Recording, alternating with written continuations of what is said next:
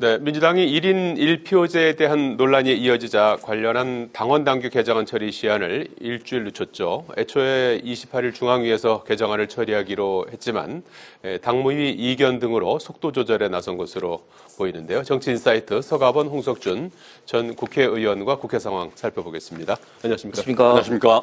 자, 어제 민주당이 1인 1표제 당무위에서 처리하고 이번 주 금요일까지 이제 그걸 일사천리로 진행을 하려고 했었는데 상당한 그 좀 진통이 있었던 것 같아요. 당무위 전에 최고위원회에서 이현주 최고위원이 반대 의사를 표하고 퇴장을 하기도 했고 당무위 내에서도 상당한 이제 고성도 가고 그랬다고 전해지고 있는데 일부 당원들은 저 당원 당규 개정 과정에서 이제 의견 수렴 절차 그리고 절차적 정당성이 무시됐다면서 가처분 신청까지 준비하고 있는 것을 알려졌는데 어떻게 좀 다음 주 금요일까지 매듭 지을 수 있을까요?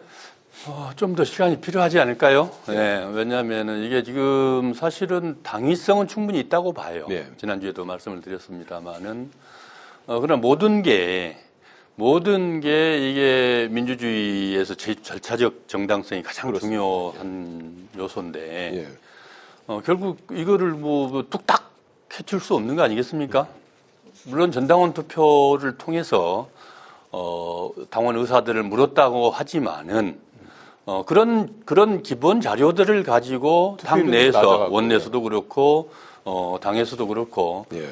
충분히 수기 기간을 좀 거쳤어야 된다라고 봅니다. 사실 정청래 언론에서도 그렇고 또 일부 또 야당도 그렇고 일부에서 당내 일부에서도 그렇게 합니다만 정청래 대표의 개인의 욕심 이렇게 몰고 가는데 사실 이거는 당이거든요. 이 전당원 이 결국은 뭐냐면은 당 대표 당원들 권리당원의 문제 아니겠습니까? 예. 당원과 대의원이라는 거는 이 결국은 당 권력을 창출하는 당 지도부 선출에 하나 권한이 있고 또 하나는 당의 공직 후보자들 선출하는 그 기능들이 있거든요. 이 보면은 결국은 과거에는 이 전당원 투표, 권리당원 투표라는 게 없었어요. 예. 그럴 때 가장 큰 권력이 대의원들한테 있었죠. 예. 그러다가 이게 이제 민주화되면서 이 국민 대 당원이 50대 50으로 여야가 다 이렇게 갔는데 민주당의 그 대의원이 아직 남아 있어요. 네. 그래서 지난번에 이재명 대표 시절에 대통령 되기 대표 시절에 당원에게 권한을 넘겨야 된다라고 해서 일대 한 80 정도 되던 것들을 한 40으로 줄였죠. 결국은 그 일환으로 지금 정청래 대표가 당내에서 당원 권력, 당원 중심 이 당으로 만들겠다라고 공약을 했고 그 과정에서 지금 되는 건데 결국은 지금 이제 당 지도부를 선출할 때도 그렇지만은 특히나 공직선거를 하는 과정에서 이 대의원이 숫자가 많이 들어간다고 해서 당 대표한테 특별하게 당 대표가 행사할 수 있는 권한들이 있는 게 아니거든요. 결국은 이 시도당 위원장들도 그렇고 현재 지구당 위원장, 국회의원들 이 권한이 상대적으로 약화될 수밖에 없습니다. 그렇죠. 예. 그래서 지금 본말이 전도돼서 이 과정들이 충분한 수기를 거치지 않아서 문제라고 지금 아까 드렸던 말씀이 이런 과정들을 거쳐서 몇 가지 것들이 기존의 제도들이 갖고 있는 장단점들이 있는데 이 단점을 장점으로 만들 수도 있지만 또 그 다 이유가 있는 것이고 또 거기에 또 특히나 우리는 또 영남 지역 같은 데라든지 이 강원 지역 일부 우리가 좀 열세 지역인 데 있어서 특히나 그런 지역은 또 당원 숫자가 현저히 작거든요. 그럴 때에 여러 가지 보완점들이 있어야 되는데 물론 이제 이 논의 과정에서 충분히 그런 것들도 다 다뤄질 것입니다만은 그런 과정들이 제대로 당원들에게 또 국민들에게 전달되지 않아서 이런 불상사가 노출됐는데 수기 과정이 좀 더 필요하다. 그렇습니다. 그래서 그런 과정들을 거치고 그래서 이런 제도들이 보완돼야 된다. 그렇게 해서 개선될 수 있다. 이렇게 보여집니다. 홍 의원님은 뭐 다른 예, 얘기는 정청래 아니죠? 대표가 추진하고 있는 지금 그 민주당의 당헌 당규 개정안이 사실은 이제 뭐 전혀 설득력이 없는 건 아니죠. 그런데 이제 결국은 누가 하느냐, 어떤 절차로 하느냐, 시기가 어떻게 되느냐에 따라서 완전히 결과가 달라질 수밖에 없는데 이런 식으로 이제 사실상 대의원제를 폐지하고 당원들의 어떤 투표를 이제 등가로 이제 하게 된다면 유리한 사람은 앞으로 이제 정청래 대표가 다음 어떤 당대표 선거에서 유리할 수밖에 없는 거죠. 왜냐하면 지난번 박창대 원내대표하고 했던 선거를 할 때 당원들에서 이겼는데 대의원에서는 졌지 않습니까? 그런 어떤 상황에서 결국은 본인의 다음 당대표 어떤 선거에서 장악을 하고 그리고 다음 당대표가 이제 공천권을 행사하기 때문에 공천권을 행사해서 또 대통령 후보가 되는 거 아니냐, 자기 정치하는 것이 아니냐 이런 어떤 비판을 받을 수밖에 없는 것이고 또 시기적으로 보면 왜 하필 또 대통령이 순방 나갈 때 항상 이런 걸 하냐 이런 시기적인 문제 그리고 절차적인 문제도 당원 투표를 거쳤다 하지만 한 전체 지금 민당 당원들 권리당원들이 한 160만이 조금 넘는데 참여한 사람은 한 24만 그러니까 비율로 보면 한 15, 6%밖에 참여를 하지 않은 상황에서 이렇게 하는 것은 절차적 정당성이 부족한 것이 아니냐 이런 어떤 측면 때문에 굉장히 좀 비판을 당내에서 받고 있는데 저는 지금 민주당이 그 나름대로 어떤 전통 내지는 어떤 당의 어떤 정체성이라는 것은 DJ 1위로 전국 정당을 이제 형성을 하면서 당세가 약한 어떤 영당권과 고참 당원들을 배려한 어떤 이런 대의원제를 지금까지 끌고 왔는데 이것을 하루아침에 이제 폐지되면 민주당 전통성과 좀 정체성에 기본적으로 굉장히 혼란을 가질 수밖에 없다. 이런 측면에서 저는 정청래 대표 추진하고 이 방안이 앞으로도 민주당 내에서 많은 반발을 받을 수밖에 없다. 그렇게 보여집니다. 자, 요거는 조금 뭐 두 분 말씀 들어보니까 좀 시간을 좀 두고 이제 해법을 찾아야 되지 않나 하는 생각이 드는데요. 한번 지켜보기로 하고요. 사법개혁 관련한 상황을 좀 살펴봐야 될 것 같습니다. 오늘 잠시 후 2시부터, 민주당의 사법정상화 TF가 입법공청회를 합니다. 그래서 여기에서 이제 다룰 내용 중에 이제 여러 가지가 있는데 그 중에 지금 관심사항은 이제 법원행정처 폐지하는 내용이 들어가는 것 같죠. 그래서 법원행정처 같은 경우에는 법원의 이제 인사, 예산, 정책 이런 것을 이제 담당하는 법원 내 이제 사무 기구 아니겠습니까? 그리고 일각에서 이게 이제 대법원장의 어떤 뭐 비서실 역할을 하는 것이 아니냐. 이제 이걸 좀 해소해야 된다. 법원의 뭐 수직적 관료적인 사법 행정을 좀 완화시켜야 된다. 이런 이제 취지에서 이걸 이제 폐지하고 외부인도 참여하는 이제 사법행정위를 설치하는 그런 내용으로 이제 가는 것 같고 또 어제는 또 내란 전담 재판부도 이제 하겠다고 이제 김병기 원내대표가 또 얘기하지 않았습니까? 그래서 이런 그 저간의 상황을 볼 때 어떻게 속도라든지 뭐 내용 면에서 어떻게 판단하십니까? 예, 지금 결국 이 사법 정상화 TF라고 이제 통칭 그렇게 부릅니다만은 이 풀네임이 사법 불신 극복 사법 행정 정상화 TF거든요. 우리 국민들이 지금 검찰과 더불어서 대법까지 조지대 사법부까지 결국은 극심한 지금 불신 상태에 놓여 있는 거 아니겠습니까? 뭐 가장 오히려 지금 현재 시점에서 보면은 검찰보다 더한 불신을 받고 있는 게 조의대 체제의 사법부다. 그래서 좀 이런 TF까지 구성해서 결국 이것을 국민의 사법부로 돌려놓지 않으면 안 된다.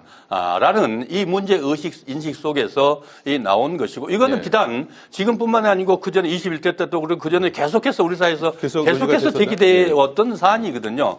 아까 우리 앵커께서 말씀하셨듯이 이 대법원 증언 문제라든지 또 뭐 내란 특별법 재판부라든지 이런 것들은 또 다른 차원에서 사법 개혁 차원에서 하는 것이고 이거는 말 그대로 법원 행정처를 중심으로 한 인사 행정이 너무 대법원장이 일극화돼 있다. 그래서 결국은 사실 대통령의 행정부도 그렇고 국회도 그렇고 다 사실 권한들이 사실 대통령이 다 갖고 있는 것 같지만은 궁극적으로는 다 갖고 있는 거지만 그래도 그 역할 권한들이 다 배분돼 있어서 이 분산돼 있어서 기능을 발휘하고 있는데 그다음에 통제 장치들도 많지 않습니까?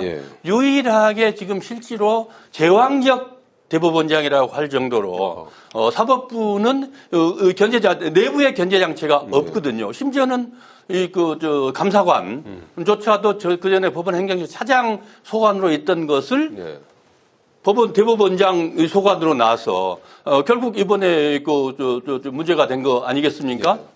이 법관들 저 사람 제 식구 생기기에 다름 아니다랄 정도까지 불신을 받고 있는데 이런 것들이 이런 문제 의식 속에서 민주당에서 이제 TF를 구성해서 결국은 오랜 수기 과정을 거치겠죠. 당 우선 안도 만들고 그다음에 또 그걸 가지고 전문가들이나 또 이해 당사자들의 이 뭐 공청회를 비롯해서 여러 가지 논의 과정을 거칠 건데 지금 야당 입장에서도 이런 문제 의식을 분명히 가지고 있을 거거든요. 그러면 무조건 아까 의원 아직 안도 나오지 않았는데 의원 심판 제기한다고 하고 무조건 반대한다고 할 게 아니고 이런 과정 사회가 커지고 바뀌면서 생겨나는 여러 가지 제도라는 게 고정 불변할 수는 없는 거 아니겠습니까? 그러면은 변화하고 혁신하고 해야 되는데 그러면 야당에서도 이런 문제 의식을 가지고 이런 것들을 서로 논의를 해서 그런 과정들이 국회 논의 과정 아니겠습니까? 그런 자세가 필요하고 결국은 그게 야당의 존재 이유다. 결국은 국가와 국민을 위해서 국회의 권능으로 그렇게 이해되고 결국 야당도 그렇게 국민적 평가를 받고 높게 지지를 높일 수 있는 이 방안 아니겠습니까?